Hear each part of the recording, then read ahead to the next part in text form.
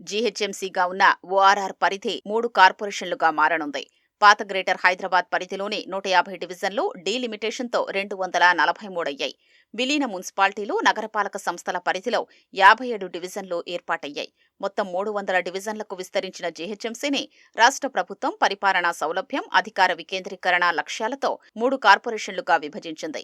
GHMC చట్టం 1955 section 3(1) ప్రకారం GHMC, CMC, ఎంఎంసీని ఏర్పాటు చేస్తూ ప్రభుత్వం మంగళవారం రాజపత్రం సిద్ధం చేసింది. ప్రభుత్వ ఉత్తర్వుల మేరకు నూతన కార్పొరేషన్లు వేర్వేరుగా పనిచేయనున్నాయి. ఓఆర్ఆర్ వరకు ఉన్న 2000 చదరపు కిలోమీటర్ల విస్తీర్ణంలోని నగరాన్ని తెలంగాణ ప్రధాన పట్టణ ప్రాంతం టీసీయూఆర్గా పేర్కొంటూ 2 ఏళ్ల కిందట ఉత్తర్వు జారీ చేసింది.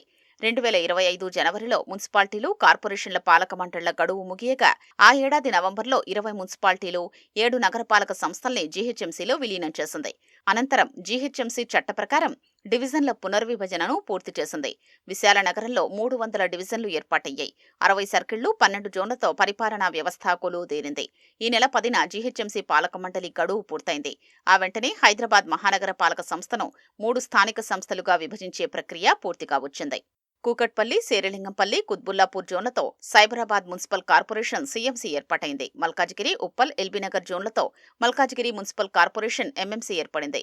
ఖైరతాబాద్, సికింద్రాబాద్, గోల్కొండ, చార్మినార్, శంషాబాద్, రాజేంద్రనగర్ జోన్లతో జీహెచ్ఎంసీ ఏర్పాటైంది. విమానాశ్రయం, సచివాలయం, శాసనసభ, శాసనమండలి, ముఖ్యమంత్రి క్యాంపు కార్యాలయం, సీఎం నివాసం, ఇతరత్రా ప్రముఖ భవనాలన్నీ జీహెచ్ఎంసీ పరిధిలోనే ఉన్నాయి.